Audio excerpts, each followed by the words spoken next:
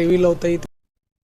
విజయనగరం విద్యుత్ స్టేడియంలో under cricket టోర్నమెంట్ను ఎంపీ కలిశెట్టి అప్పలనాయుడు, రాష్ట్ర మంత్రి కొండవల్లి శ్రీనివాస్, ఎమ్మెల్యే అతిథి విజయలక్ష్మి కలిసి ఘనంగా ప్రారంభించారు.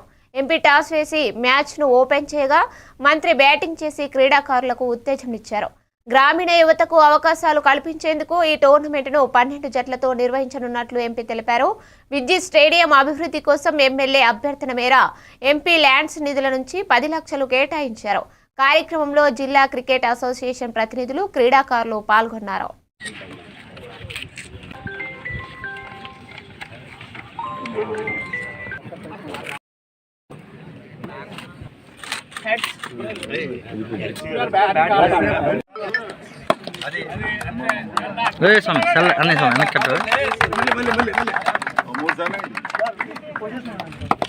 విజయనగరంలో క్రికెట్ స్టేడియం మన ఎంత మంచి ఫెసిలిటీ మనకి బోసుపాటి అశోక్ గారి ఫ్యామిలీ మనకి ఇవ్వడం జరిగిందనేది మీ అందరికీ తెలిసిన విషయం.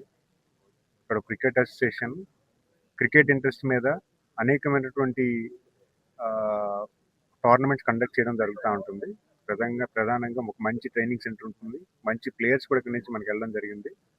ముఖ్యంగా పేరు పెట్టినప్పుడే విద్యుత్ స్టేడియం మన క్రికెటర్ బోసుపాటి గారి ఫ్యామిలీ ఎవరైతే ఉన్నారో ఆయన పేరు మీద ఈ స్టేడియం కట్టడం, సుమారు 40-50 సంవత్సరాలుగా ఇక్కడ అనేకమైనటువంటి ఫెసిలిటీస్ డెవలప్ చేయడం, వరల్డ్ క్లాస్ క్రికెట్ గ్రౌండ్ కూడా ఇక్కడ పెట్టడం మనం ఖచ్చితంగా అభినందించాల్సిన అవసరం ఉంది.